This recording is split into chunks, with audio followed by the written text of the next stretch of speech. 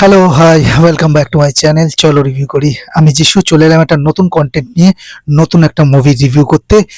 War machine, উফ, কি বানিয়েছে মুভিটা, কি বানিয়েছে! প্যাট্রিক হিউজ পরিচালিত এই মুভিটা সাধারণ একটা কোনো মিলিটারি বা আর্মি মুভি যেরকম হয় সেরকম কিন্তু একেবারেই নয়। এটা মিলিটারি মুভি, একটা আর্মি মুভি, কিন্তু তার মধ্যে একটা টুইস্ট আছে।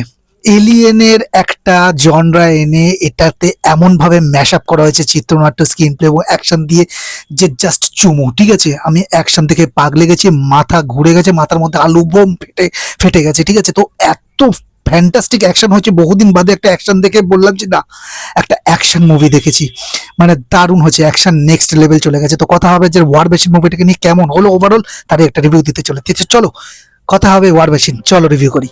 এটা একটা মিলিটারি মুভি এবং তার সাথে সায়েন্স ফিকশন ঢুকে গেছে, কারণ এর মধ্যে ঢুকে গেছে এলিয়েন।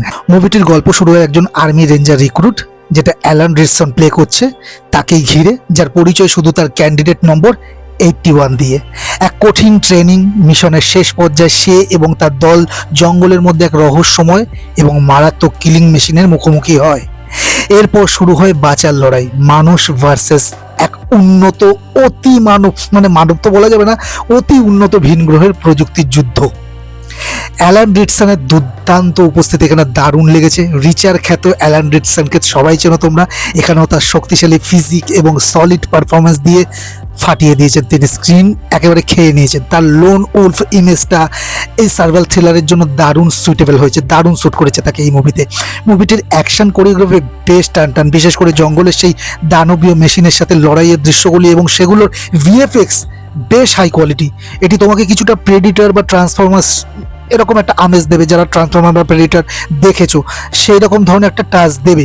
মুভিটির প্রথম 30 মিনিট পর যখন কাহিনী মোড় নেবে, বাপরে বাপ, তখন থেকে শেষ পর্যন্ত পেসিং এক জায়গাও কমেনি, কোথাও স্লো মনে হয়নি। যারা নন স্টপ অ্যাকশন পছন্দ করো তাদের জন্য মানে একটা মানে বিঞ্জ টাইম হবে এটা, মানে এটা এই মুভিটা দেখতে হবে যারা অ্যাকশন প্রেমী হও তোমরা। ডেনিস কোয়েড এবং স্টিফেন জেমসের মতো অভিজ্ঞ অভিনেতারা মুভিটির গুরুত্ব অনেকটা বাড়িয়ে দিয়েছেন, এই মুভিতে তারা আছেন। নেগেটিভ যদি কিছু বলি, দেখো কাহিনীর মূল মোচড় বা টুইস্টটা অনেকটা আগে থেকে আন্দাজ করা গেছে, আর দেখো ট্রেলারে তো এটা দেখাই গেছে।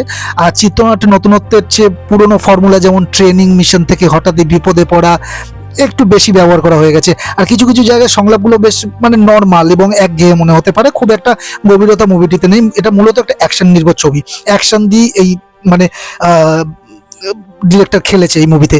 আর অ্যালান রিডসন ছাড়া বাকি চরিত্রগুলো খুব একটা বিকশিত হওয়ার সুযোগ পায়নি, অনেকেই মানে অনেকটা শিকার হিসাবে এই মুভিতে উপস্থিত ছিলেন, মানে একটা সময় পরে গিয়ে তাদের মানে মরে যাবে, মানে সেই রকম জন্যই তাদেরকে সেই ক্যারেক্টারগুলোকে রাখা।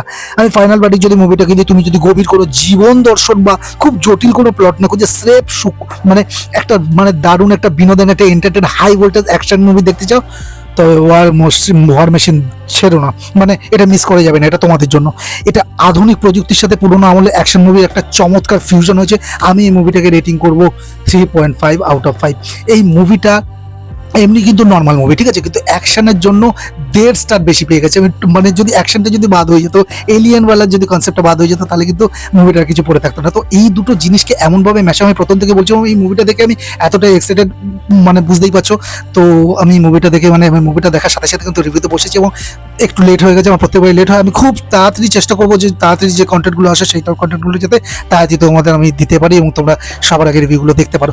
তো এই ছিল আমার ওয়ার মেশিন মুভিটাকে নিয়ে। যারা, আমি বারবার করে বলছি, অ্যাকশন প্রেমীরা মিস করো না এই মুভিটা, মিস করো না। অ্যাকশন, ফার্স্ট পেজ অ্যাকশন যদি তোমরা পছন্দ করো, এলিয়েনওয়ালা যদি মুভি দেখতে চাও তাহলে তো আছে। আর ভিএফএক্স দারুণ হয়েছে, তো হাই কোয়ালিটির বাজেট আছে, তো মুভিটা কিন্তু একটা দারুণ এনজয়েবল গুড টাইম পাস হয়ে যাবে।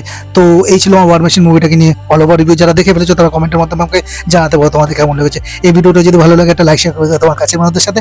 আর এই চ্যানেলটাকে প্লিজ সাবস্ক্রাইব করো, সাবস্ক্রাইব করে থাকলে নোটিফিকেশন অন করতে পারো, সাথে করে বেল আইকনটা প্রেস করতে ভুলবে না, যাতে করে নোটিফিকেশন হয়ে যাবে তুমি সবার আগে রিভিউগুলো দেখতে পাবে। দেখা হচ্ছে নেক্সট ভিডিওতে, নেক্সট মুভি রিলেটেড বা সিরিজ রিলেটেড কোনো রিভিউ নিয়ে। ততক্ষণ ভালো থাকো, সুস্থ থাকো, দেখতে থাকো। চলো রিভিউ করি, টাটা।